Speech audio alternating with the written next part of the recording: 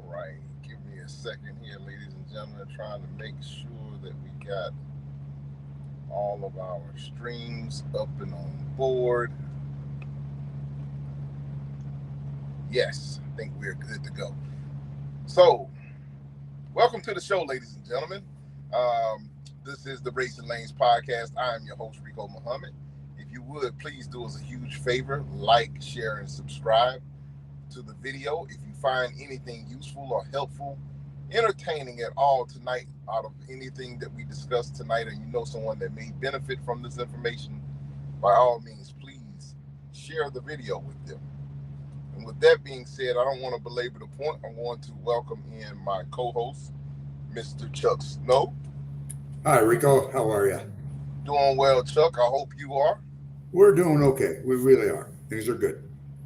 Good deal. Good deal. Well, I don't want to belabor the point too much. I know that we're in the midst of kind of a little bit of a safety blitz from the CSVS. What is it, CSVA right now? This Safe Driver Week or something like that. So there's enhanced enforcement going on and at least as far as North America is concerned. A little bit of enhanced safety enforcement going on right now this week. And today we are having on our safety expert. I'll let you introduce our guest, Chuck. Yes, Andrew Stacey is with us. Andrew is a highly experienced consultant, a safety consultant for the insurance industry. He's been doing it for a number of years. I have worked with Andrew. I've had the pleasure of working with him many years ago. He left private enterprise and went to work for a couple of different insurance companies. And he is a consummate expert. He honed his craft from behind, well, from first working on trucks and then driving trucks. He's got millions of miles. He knows his stuff. He is not one of those experts that's never been in a truck. Andrew knows every inch of highway in this continent pretty much, and knows one end of a truck from another very well. With no further ado, welcome to the show, Andrew. Well, thank you for that, Chuck. I appreciate that.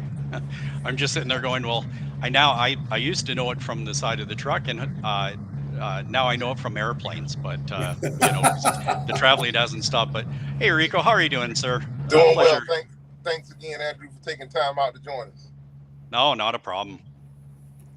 So, Andrew, the first thing I want to talk about, and I guess they are, they're connected, but it's a couple of things I want to talk about. And the first thing is we need to go into a in-depth protocol for post-crash protocols. A couple of our listeners have reached out to me to remind me that it's high time we did this. We did this several years ago, and I think people want to know because things change, and we all need reminders. And unfortunately, the chances of having a crash have gotten even greater lately because of the insanity on our highways throughout North America. This is not an Atlanta issue or North Carolina issue, Rico.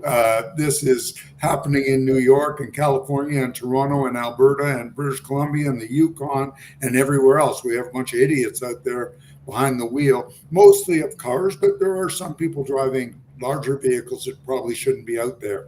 So, Andrew, I'll put it this way. Driver has a crash. What should he or she do? Well, the first step, to be honest, is I think it comes from when the driver is brought in and when you're dealing with senior management. So just because we did work together, I'll kind of relay it back like to the way, we did things. Having an emergency plan within the company, right? That's number one. That's a big start. Make sure you have an emergency plan. Know who needs to be called, who needs to be addressed, because severity of the accident obviously can be gauged, whether it's a small bumper hit and or whether you've got like a serious event on your hands. But to have policies and procedures. I was speaking to a young woman. I can't name her, but I wish I could because she was amazing. I was speaking to a young woman who had to go through this event, and it was serious in nature. And the first thing she said to me was, make sure that your vehicle has a camera, and secondly, policies and procedures mean everything. She couldn't believe how much the procedure aspect of it really made a difference in the overall outcome of their investigation.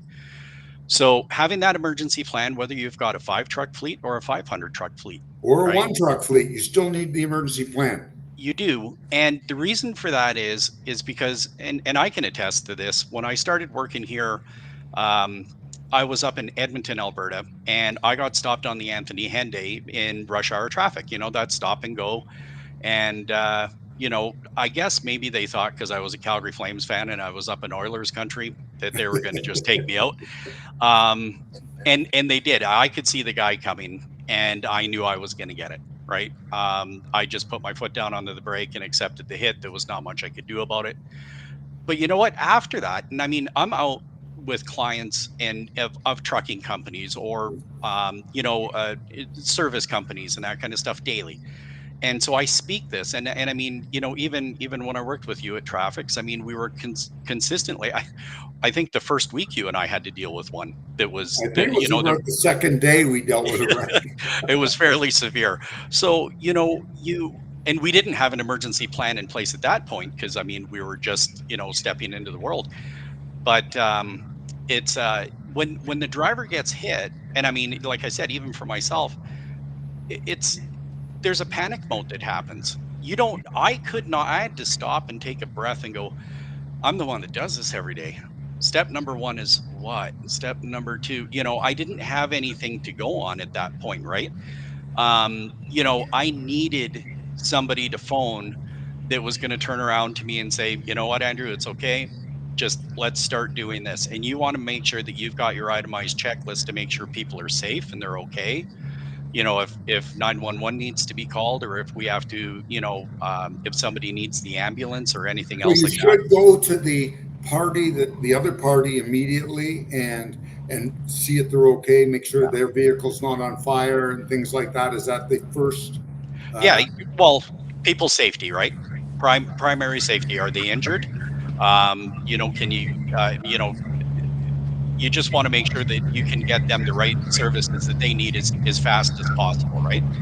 Now, just for conversation's sake, if everybody's like in my case, everybody was able to get out and walk around their car and stuff like that, you do need to have your set pattern of who you're going to call. Mine was severe. My car was an absolute disaster. Sitting there smoking on the side of the Anthony Henday, he hit me hard enough that I ended up, even though I had space, it pushed me into the other vehicle. So you know those things happen. But yeah, you need to have that pattern so that when you call, and most likely the driver is going to call dispatch, right? So that, going back to the business side of it, making sure that people inside are trained on it, making sure that there's some remedial training. And I know, companies kind of look at it and go, it's the cost. Well, you can do that. You can do it through communication. You can do it through online training. I mean, you don't have to make an event about it, like to take the whole day.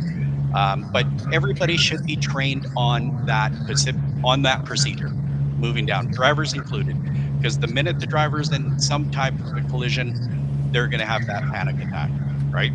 So you want to make sure that the next person in line is there to, help them through. So once they get that done, like the 911 call, or if they need to have the ambulance brought in or anything else like that, they can turn around from that point. And sorry, I just seen stuff pop up on the thing there. So squirrel caught my attention. Um, from there, you want to protect the scene, right? That's the biggest thing, is protecting the scene and making sure that you are protecting people and vehicles that aren't involved, so that you're not having an extra crash that's coming in. So you do want to protect the scene to the best you can. okay. Now, cameras. That's the next question. Now, I know years ago we could not use cell phones. We always carried those disposable cameras in the trucks. Um, what is the protocol now? Oh, cell phones are all we got, right? So it's digital, and I understand it could be altered, but I mean, they've got forensics people that can figure that out. So you know what? Take as many pictures as you can, but you want to make sure that you also take that 360 degree. You want to see the point of impact, but we also want to see the layout of the area that you're in so that we can put that together, right? As we're investigating it, we want to make sure that we can see it. Is there lights? Like, is this an intersection? Are there lights involved? Because timing of lights can make a big, uh, uh, they can make the decision factor in it. There's a lot of things that can happen. The yaw of a curve, the type of roadway you're on, the surface that you're on. So you want to make, I mean, we can figure out a lot just by having skid marks. So you want to make sure that you do get that 360 degrees. So, back in my world, before this one, when I was in the trucking industry, it was often I would get these photographs sent to me, and all I would get is, just basically a picture of the truck touching the car, right? And that was it. That's all I got. And it didn't give me enough to go on to really survey. I mean, today we do have we can use Google Earth, we can do that, but they're not always as up to date as what you're at, right? So, there could be new buildings, there could be, signage that's covered from a tree or anything else like that. So you want to make sure the camera and taking pictures is like the most important part. So you want to make sure that you take that 360-degree turn and make sure that you get all of it. Would it be better to maybe use the video mode instead of the camera? You know what? I'm not a technical guy, so if you sent me a video, I mean, I'm hopefully, knock on wood, I'm going to get a video from the camera, right? If the person or the company is running a forward-facing camera, I would love to see that.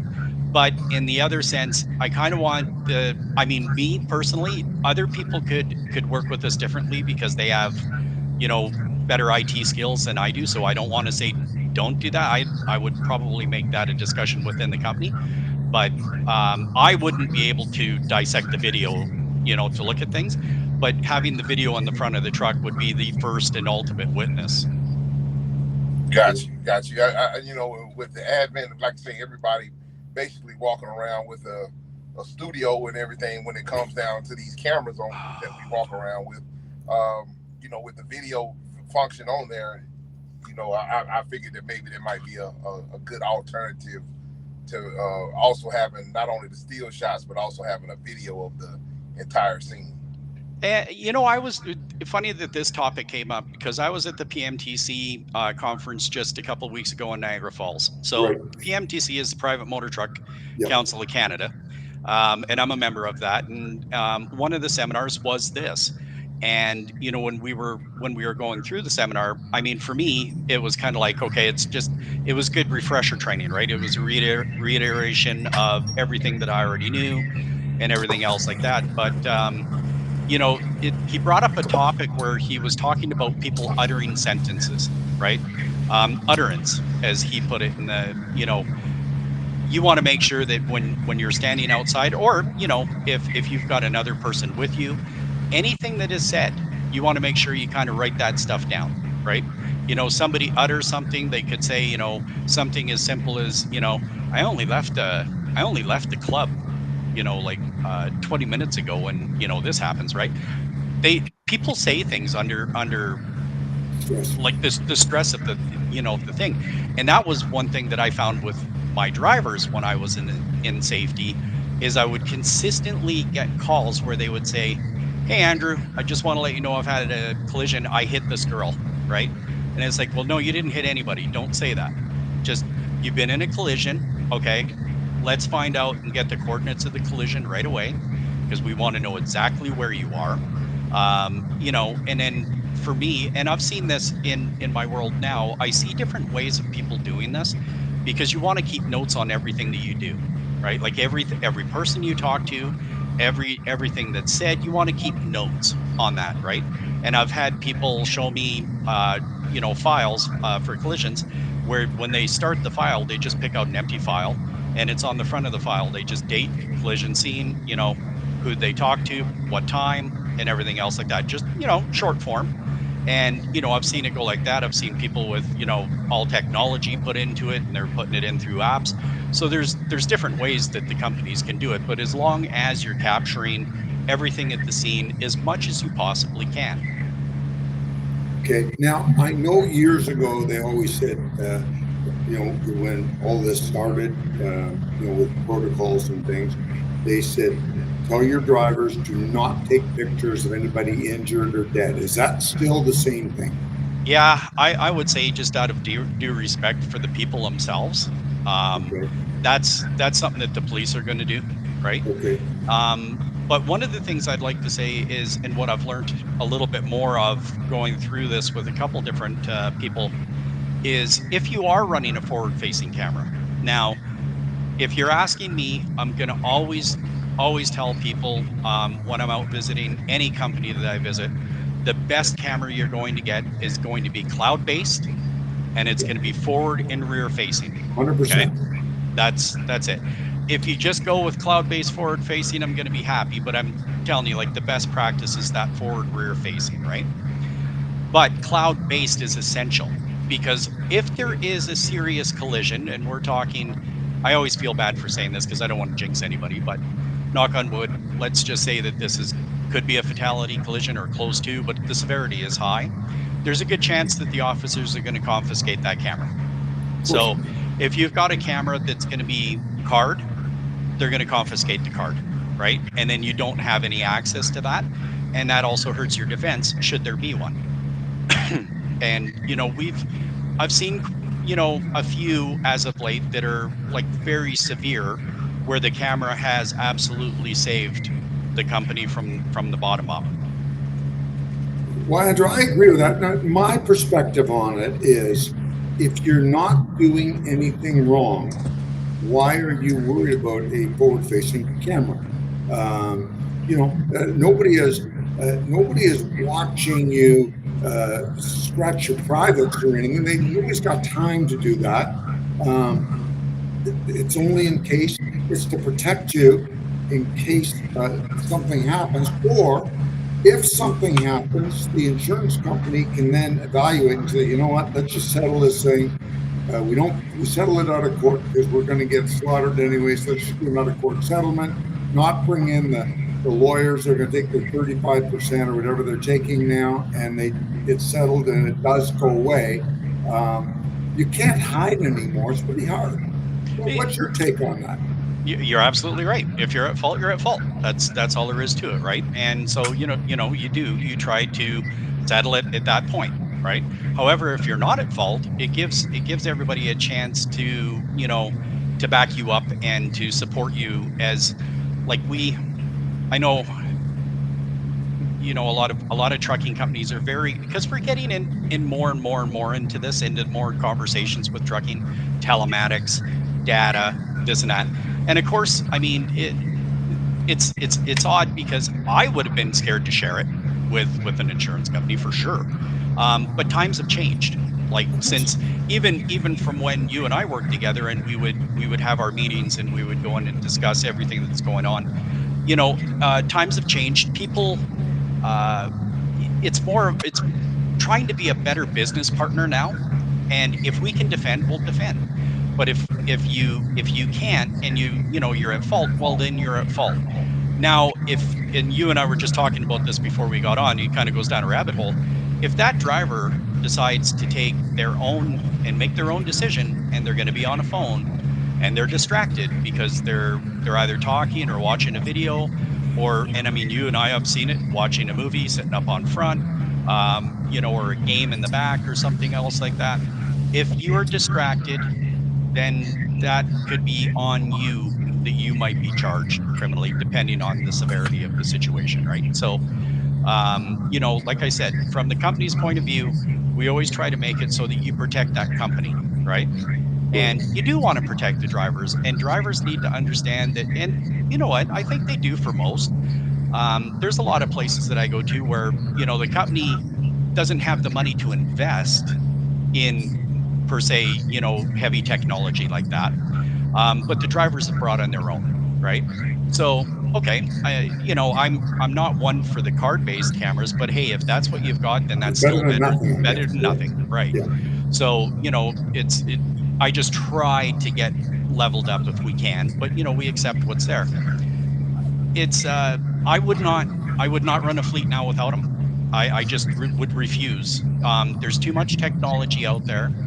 Your truck has too much technology, and really, they're gonna find out if you're doing something wrong, right? So, the days, as we were discussing before we went on air, the days that we had, where we did the things that we should never Yeah, talk about we anymore. all did it. Yeah. But that being said, those days are gone, and there is no more of that. So,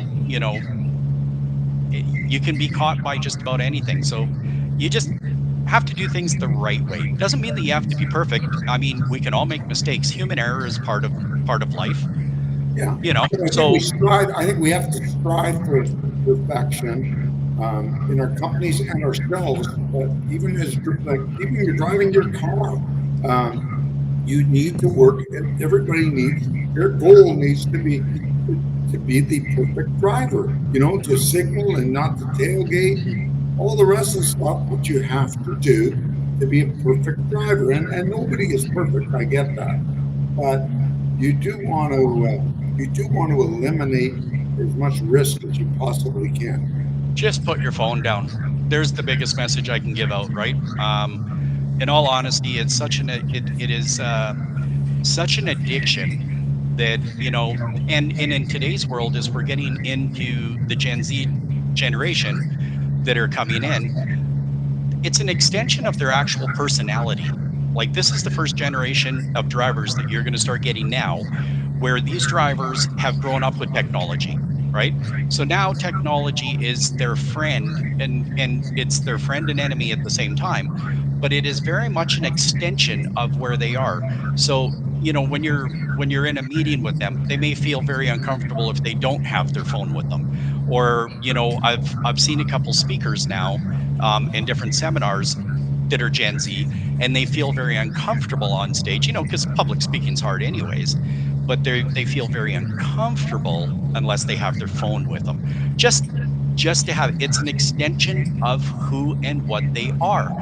I just watched a documentary last night on air travel, on how this is going to really have, like, be based on your cell phone and the smartphones, and a lot of the different stuff that they're going to be doing, and the way that you can communicate where you are to the airlines. It's incredible what AI is coming up with. Some of the stuff we get to see is pretty mind-boggling. Some part of it, makes me excited, and then there's the other part that I'm still, Gen X, and I haven't quite jumped on the train for everything yet. But I mean, open minds. But, if you're a company and you've been involved in a serious collision, your telematics is, you need to capture that. You need to capture that right away. Make sure that you've got the telematics going back to the start of that trip, or back to the start of their, to their reset, or wherever they started, and make sure that everything is legal along that way. Right. But you have to have the telematics as part of your investigation process now. I'm Yeah, not sure. I'm not sure of any other states that's doing this. When you're talking about the cell phone, but I know here in North Carolina, they have a system set up, kind of like when you're going by. I'm sure you've seen them when you go through the construction zones. And a lot of times, like a little orange type contraption sitting there at the beginning, and it may be showing your speed or whatever. But they have a contraption here in North Carolina where theirs is very similar, but it has a pole on it and it has a camera Oh up at the yeah, top. And to so catch you. it takes the picture inside of the cab as you're going by. And if it sees you holding the cell phone, it's specifically designed for big trucks. And if it sees you holding the cell phone, they can dispatch an officer to come and pull you over to give you that ticket. And it's something that's really prevalent. They're doing it a lot because it made the news here in North Carolina where they were talking about it. They were, some guy was on one of the truckers on there says he feels like he was being entrapped or what. Well, we get a lot of, it's very different up here, because of course our laws are very different, right? Our privacy laws are pretty strict, and our human rights fall into a lot of this too. And that's where a lot of people feel that by putting in the camera, if you're looking back, which a lot of these cameras aren't per se, as we're looking at each other now, they're not capturing your face on a, you know as it stands, they use AI in a lot of these now, where maybe it's catching rapid eye movement. Your head turns over this way. You're not looking. If you've ever driven a car that has adaptive cruise control or the Yeah, lane assist, and you take your hand off the wheel, and all of a sudden it beeps at you to put your hand back on, Right. it's kind of like that. Sorry, where it'll give you an alert right. that you're looking at it going, oh, geez, my eyes weren't on the road. Okay, well, if I'm slowing my blinking down, or I pick up my phone, right? Like all these things can help you as a driver, but they feel, yeah, I get a lot of the privacy conversations, and that's a hard one because I mean I'm not a lawyer, right? So I'm not a privacy expert by any means. I've been dealing a lot with our what we call PIPEDA and PIPA up here in Canada, but it's complex. Yeah, it is, but I can't see a world in trucking within 48 to 60 months where uh, complete cameras are not going to be demanded by the insurance company. Because I have to tell you, as somebody that may at some point invest in put money into a insurance stock, there's no way I would ever put money into an insurance stock that was insuring big trucks unless they insisted on that, because that would be a really dumb investment. Well, again, this conversation comes up quite often too, and so I'm just going to speak for myself. It's my own Okay. personal opinion. None of my, this has nothing to do with my company. I don't speak for them on this behalf. I'm just industry wide, and what I get to hear in my realm and Right. others in my profession, down in the Toronto area where it's more congregated, with people, they may have heard something different. I have never heard yet any of the large carriers here, like the large insurance providers in Canada. I haven't heard that that's going to be something coming down the pipe. But when you look at industry itself, period, right? Like just taking insurance out of it, because the industry itself is looking after safety in a lot of ways.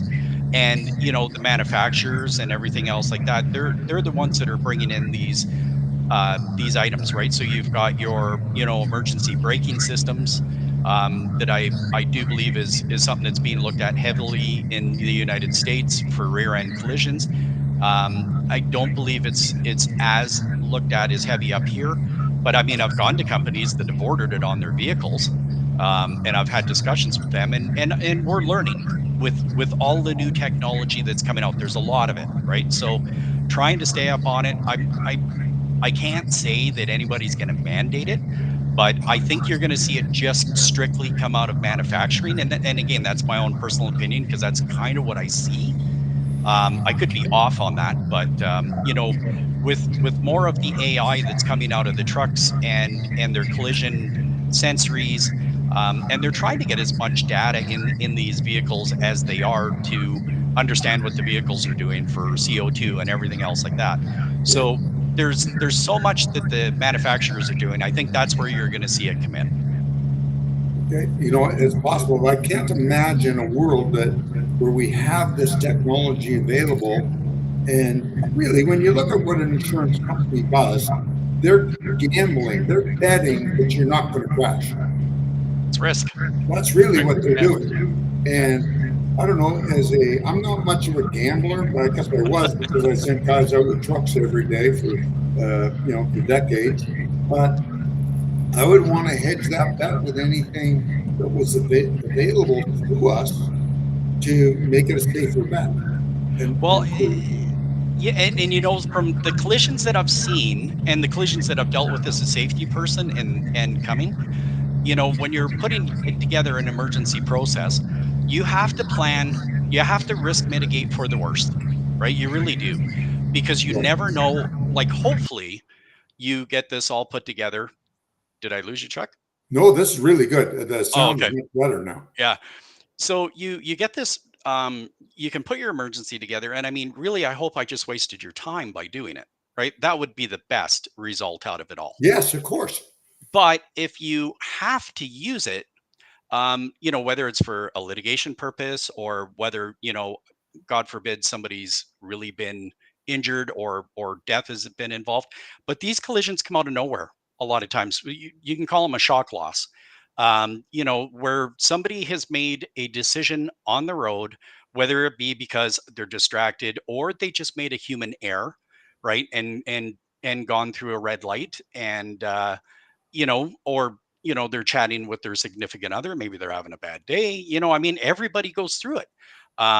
And when you're doing that, it doesn't always, I'm just going to say it doesn't have to be the trucker's fault to have No, one of these collisions. And I don't know what the data is, but the ones I've looked at so far lately haven't been the trucker's fault. apparently the data that I've read is 75% of the time it is not the trucker's fault. It's incredible, the stuff that you see, but again, once lawyers get involved, it gets up there, but you want to make sure that you have all everything itemized, right? So if you do have a fatality collision, your vehicle is going to be impounded, and they're going to take the brake measurements.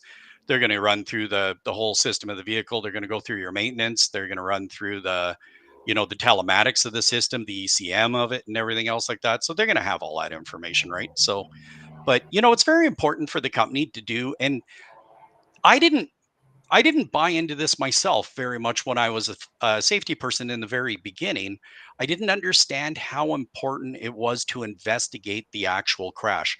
That term, root cause analysis, never really crossed my mind or came out of my mouth. We just kind of looked at it and went, Bob hit a car. Bob went through but we didn't actually look to see, what caused that crash to happen, because there could be more than one root cause to a collision. Usually there Sure. is. And then as you go through it, that's where you can turn around and have a much more educated guess at, this has happened. What can we do to mitigate? You can never make it perfect. I mean, the trucks are on the road. Now we're dealing with, millions of humans that are out there.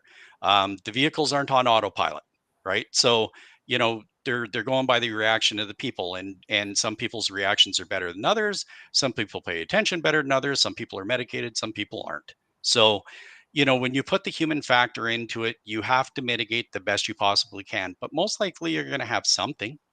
You're going to have an event of some kind. Hopefully you go through your career.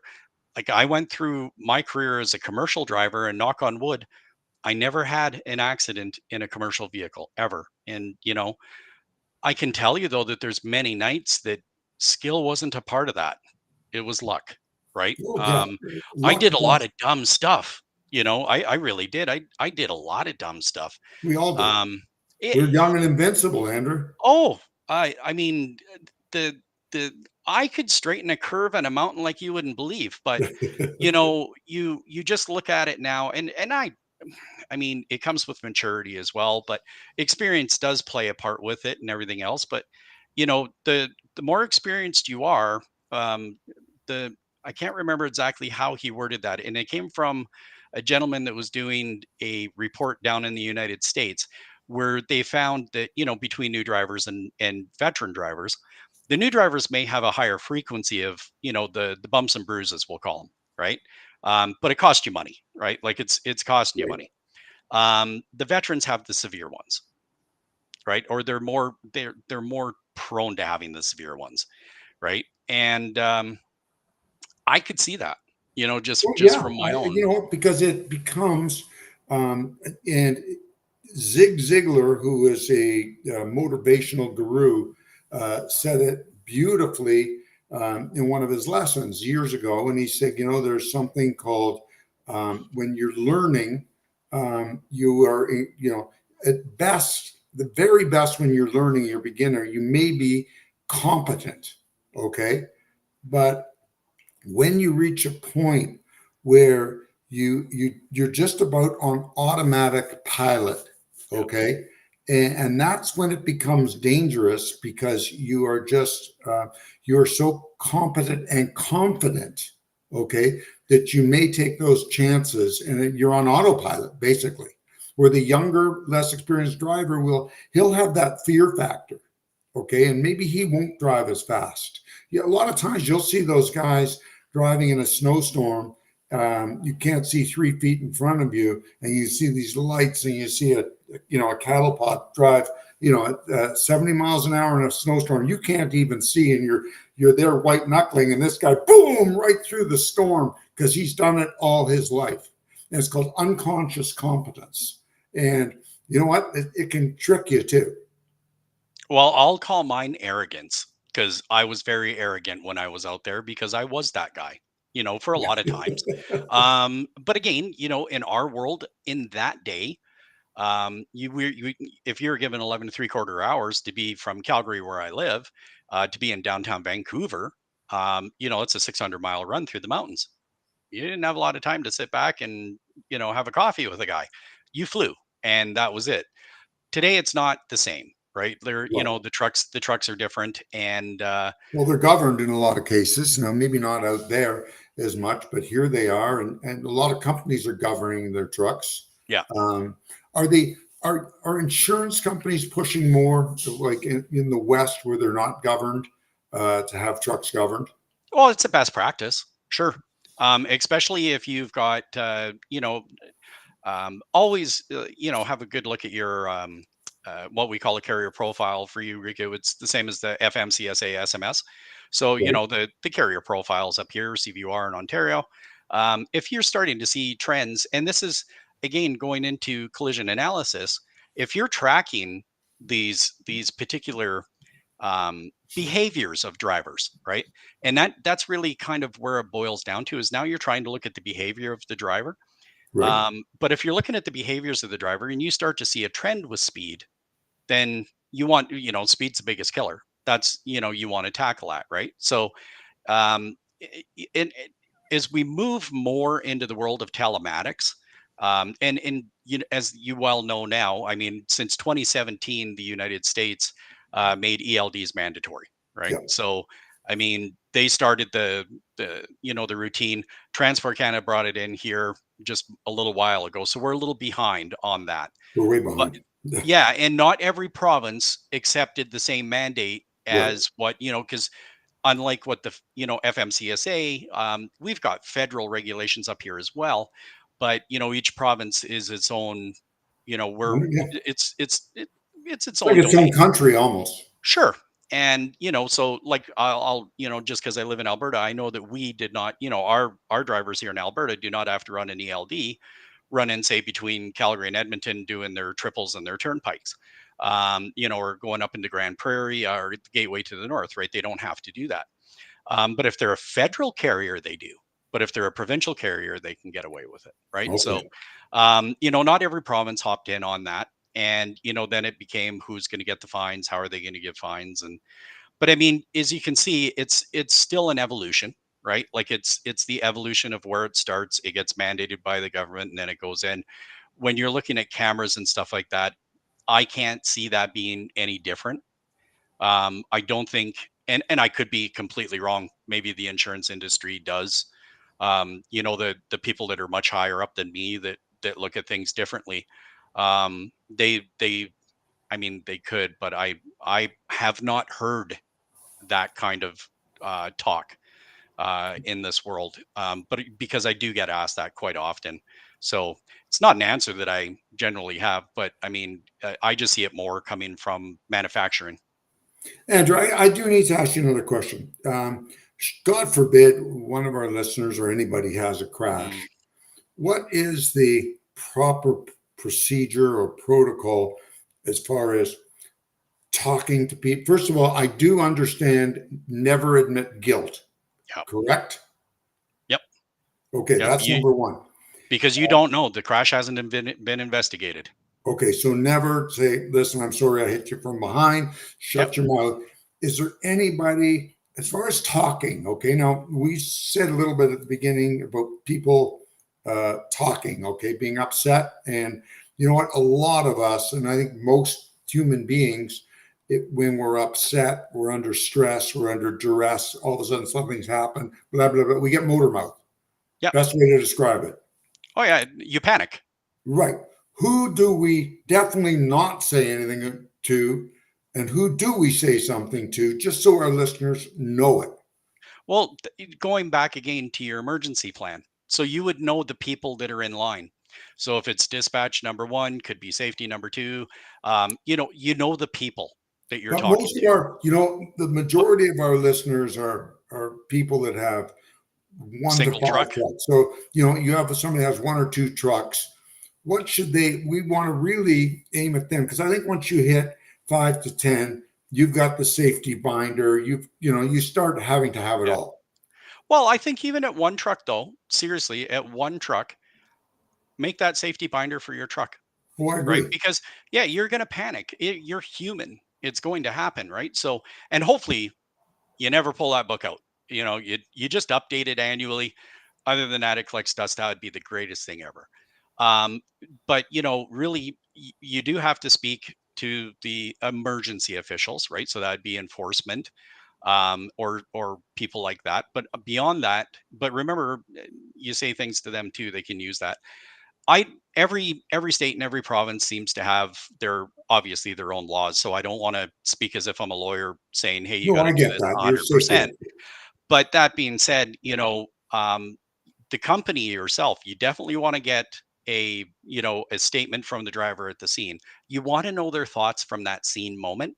You don't want them to go and replay it and let Bugs Bunny run around their head and try to figure something else out that happens, right? Because again, I could describe my collision to you and it's probably nothing like what it really was, you know, because my mind has now done something different to So it. should a driver, if But he or she is involved in a crash, journal as fast as they can to write everything down? It was 7:40. I just finished having a shower, buying fuel. Was pulling on to Highway 1, and the car went, and the sun was settling in the west, and a car went through seemed to go through the stop sign, and next thing I knew, it was there. Is that what yeah, they should be yeah. doing? Even draw a sketch. It's very good to draw a sketch. Like, I mean, I can't draw stickman, but I can draw a little box that's going to represent a car. Which way is north. Draw the sketch as much as you possibly can. Get everything that's in your head out. But that's for your company, right? I mean, now if the police, there's some areas where I do know that they mandate that you have to give a statement at the thing where you got to sit in the back of the car and you got to write it if you're Yeah, capable of doing so. So if that's the case, law enforcement will let you know what the deal is at that point. But for the company, yeah, you want to make sure that you do get that information out of them as fast as you can. But the big thing for the driver is, and I say this because again, going back, working with you, and just after that, a lot of the drivers that I had, English was their second language, yes, right? So I would get calls where again they're upset, they're panicking, and they're translating in their head what they're trying to say to me, and again they're coming up with they hit the person, they did this, they did that. So you don't utter those things, right? You just, I didn't hit anybody, because you seriously don't know until maybe it is your fault. That's fine. But, again, until it's investigated, we don't know why. We don't know what that root cause was that brought this to this conclusion. And it may not have been completely your fault. It could be a 50-50 deal. Maybe the person right. cut in too short. But, if you rear end somebody, it's an automatic your fault. Well, but what if that person's one of those, crash for cash people that pull in front of you and Right, hit their and they cut brakes? right in. They cut right in front of you. You're driving 40 miles an hour, 50 miles an hour, and they just cut you. And then all of a sudden, traffic stopped. They didn't even give you enough time to slow down, because Right. you allowed that space between you and the vehicle in front of you, because traffic was heavy. And they're especially bad for doing that in the northeastern states. Pennsylvania, Philly. Those areas, New York. They're horrible for it. I would just personally now just say, listen, zip it and listen, right? Enforcement needs to talk to you. You can talk to enforcement. But you don't know if you're standing on the corner. And actually, this happened to my wife Amanda, that Chuck.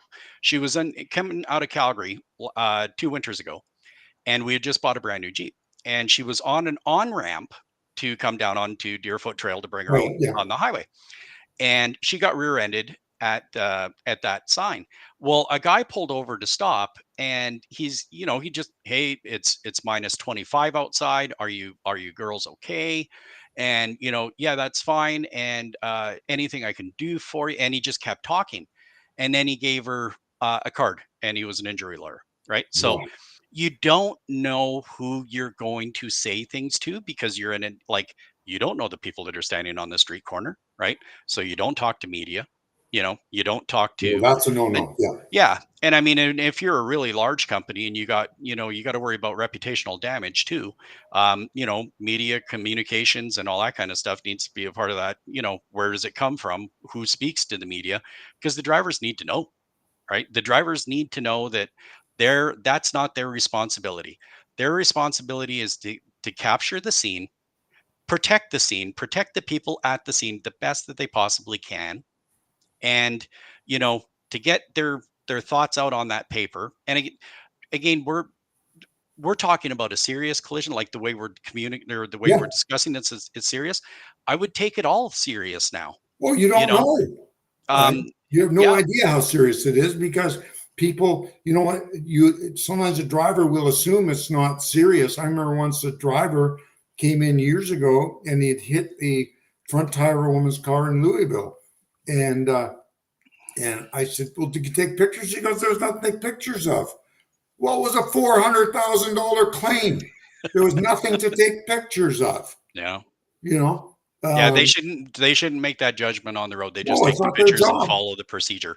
That's right. Policies and procedures. But again, it's one of those things too, though, that with companies, don't, you know, if it, and again, even if you're a smaller company, like you guys have these conversations like we're having now, have the conversation, right? That puts things into people's heads. 100. Remedial, right? I understand. And as an instructor, I never understood how powerful this was until we started like working with larger companies, because like back in these days, the insurance company was upset with them, too many crashes, and we had to get their loss ratio down. So we were working with them from the driving school aspect on a consulting basis. And when we would actually, and it sounds stupid, but you're taking stuff that they already know, and you're putting it back in their head, right? You pull up a blank slide every once in a while, and your mind goes blank, right? Right. It happens to us all. It's a human thing, right? Oh, yeah. I seem to think maybe as well as Chuck, I'm married, so I seem to have more blanks than what my wife does. um so or at least I'm told.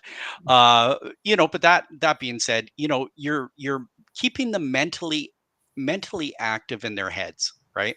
And so when it comes into the change of seasons, you know um if you're an experienced driver, you know that the weather can change, a little fog can hit the road, frost can take that cohesive friction that's between the face of the tire and the road, Oh, yeah. and it changes its parameters. Well, okay, but if you don't bring that back into their heads, 1 out of 10 drivers, how many of them didn't really remember that, or they didn't think about that? Now it's brought in. It's remedial. I understand that, but it pulls it back. It puts that picture back in that slide. And as your movie reel and your head is going on and you're coming into things, that's when it pops back in, right? So you create that. A lot of collisions happen because of that. Where people pull up a blank slide, they didn't see things. They didn't see a red light, even though it was right in front of their face. They didn't see it. That's a human thing, right? So all these things, that's why it's really important to find out. Like it's truly important to really figure out what it is that caused the accident. And then you, from the company side, even if you're not at fault, was it preventable? Right. So was it actually preventable? Um And if it's not, then you deal with it. If it is, put the corrective actions in place, right? When you're me, that's kind of what I look for. Again, I don't look for perfection. I know people are going to have collisions, claims are going to happen, and I'm not there to chastise people for that, but I'm there to look to see did you learn from it? And that girl I was telling you about, when I talked to her about the large collision, the first question I asked when I sat in the room, I said, let's get the elephant in the room out of the way. But what did you learn?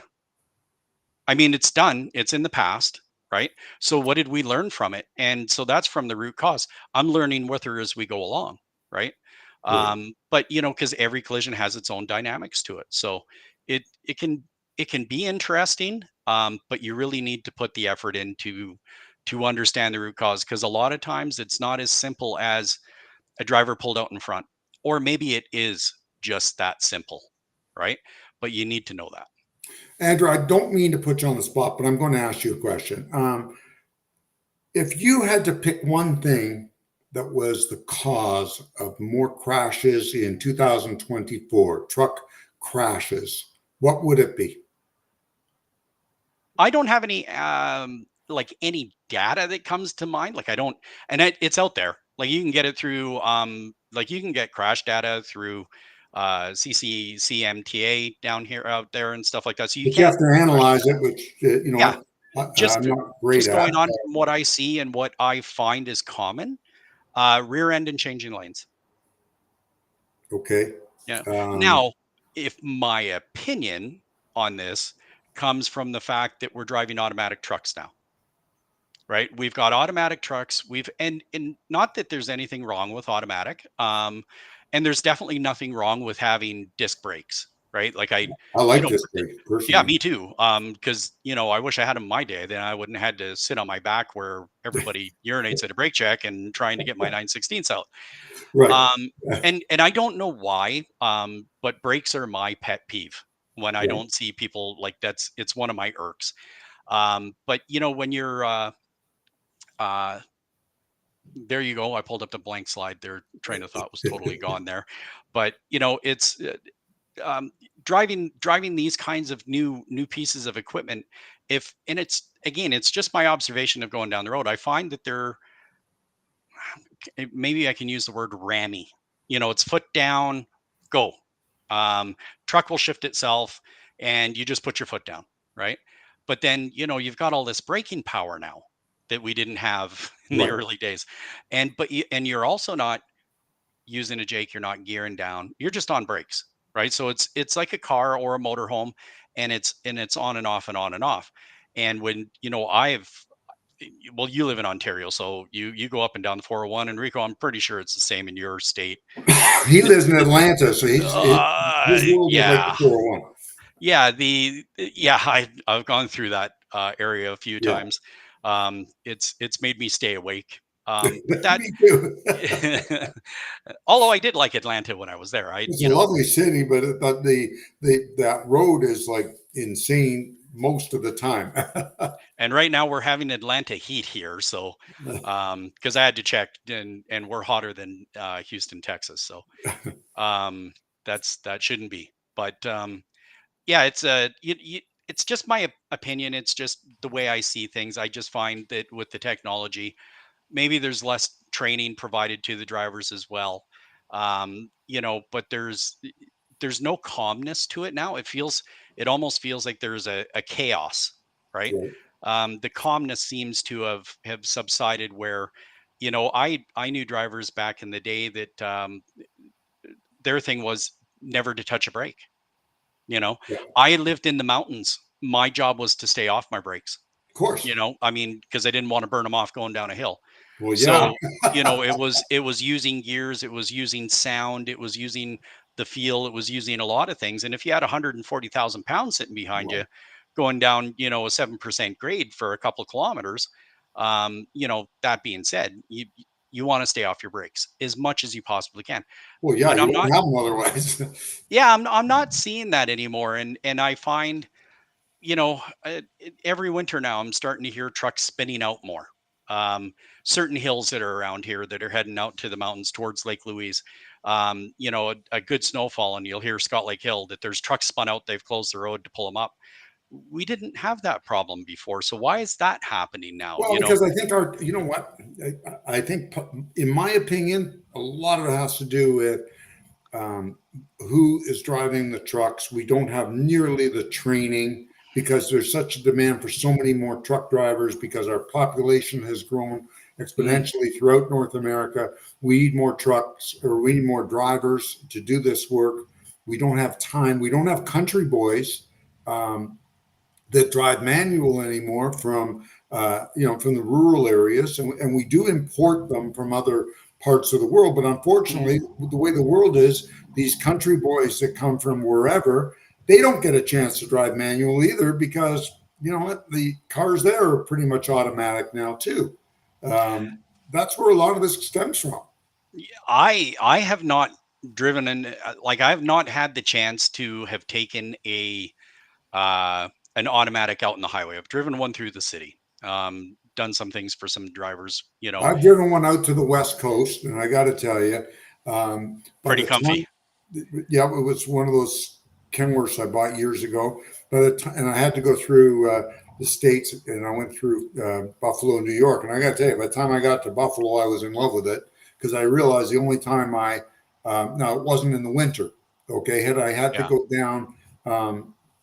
All those canyons on the U.S. side, the 4th of July and all the rest of them, I may very well have a different opinion if I was in 3 feet of snow or ice. But I got to tell you, on a dry road, pretty, going through places like Chicago, pretty cool. You know what? Your left leg didn't hurt at all. Well, I used to do a lot of Manhattan, New York, so I'd start at the top of Broadway and I'd go all the way down. A couple times I had to go right down to the very bottom, and I can tell you, there's a lot of lights. Oh yeah. And I was a driver that didn't use my clutch when I shifted, but No. you could still smell my clutch by the time I would get down to those places, just from that particular thing. So I would have loved an automatic, but like I said, it's just my observation from what I see. It's just rammy. That's the best way I can describe it. And I don't want to knock it, because that's where it's going. I probably wouldn't mind it now myself either. I wouldn't mind an easier ride. I mean, I still love the romance of having my 18 speed. Um, but my brain thinks of, when I get into a truck, it thinks shift, right? So I'd have to retrain myself a little bit, but Yeah, you do. uh, They do have their, and I understand. Like, they've been ramming it down our throats since the idea of it for the 50 years I've been in the business, and they finally have won it over, and they've built much better. I think so. I hear nothing beats that M shift and that one that Volvo came out with. They're the cat's meow. They do a great job. Wonderful transmissions. nah, and I'm not going to say that changed what's going on, say, on the 401 or down in Atlanta, but I've been into Ontario a lot this year, spending a lot of time on the 401, and the tailgating is Oh, incredible. Like, the absolute, um, eh, as I said, I did some reckless things too, but you knew when to pull back. But the tailgating I see, and this is, I'm experienced out there. I can tell if your truck's loaded or not, right? And these aren't light trucks going down the road that's got the spiff axles on them, yep. and they're hurtling down the road, and cars in front, like, they're not 5 feet away from them at times. Oh, I So I know. think I think another thing that we have the issue is when it comes to everybody's rushing, and because you're fighting the clock, because we Yep. still don't have the ability to be able to stop the clock. Once your shift starts, you're always constantly fighting the battle of trying to get it done within the allotted time frame, and we still haven't they haven't come up with a solution to give us the ability to be able to stop the 14-hour or the 11-hour drive time clock, which I is agree. which is a huge issue that hopefully maybe we'll get some relief from sooner than later. But I'm not going to hold my breath on that one either. I'm glad. I always But called that the hourglass. When it came out, it was like, you know what, you turn the hourglass on. We've got a little difference up here, but you can, once you turn the hourglass, you're on, right? Yeah. right, And it is what it is. right. So yes, So you're right. That has a I, lot to do with it too, I'm sure.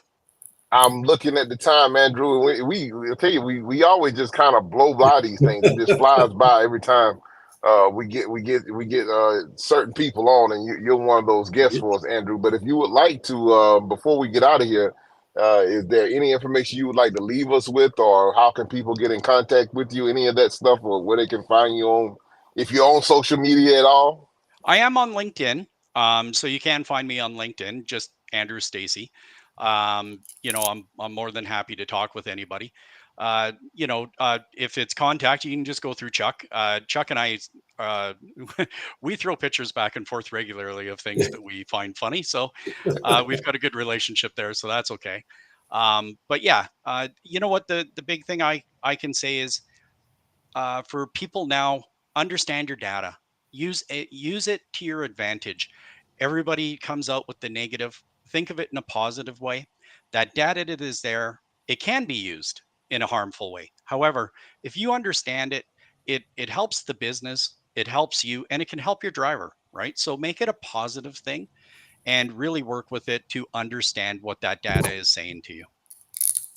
Great point. Good deal. Great Good point. deal. Chuck, Well, you wanna? if anybody out there wants to get hold of me, please reach me via email. Put your phone number on it. chucksnow280@outlook.com. I always get back to everybody right away. If I can help you with anything, don't hesitate. And with that, Rico, I'll let you back her in the hole for another week. Well, ladies and gentlemen, we appreciate you guys for taking time out to join us. You could have been anywhere else in the world, but you took a little time to hang out with us, whether you're listening to us live or you're catching the rebroadcast. We're always eternally grateful for you doing so. Once again, for my co-host, Chuck Snow, we want to thank Andrew for taking the time out to come on and join us. We want you guys, ladies and gentlemen, to stay safe out there, stay healthy, keep it in between the mustard and the mayonnaise, and God willing, we'll talk at your same time, same place next week. God bless you and good night. Catch you on the flip flop.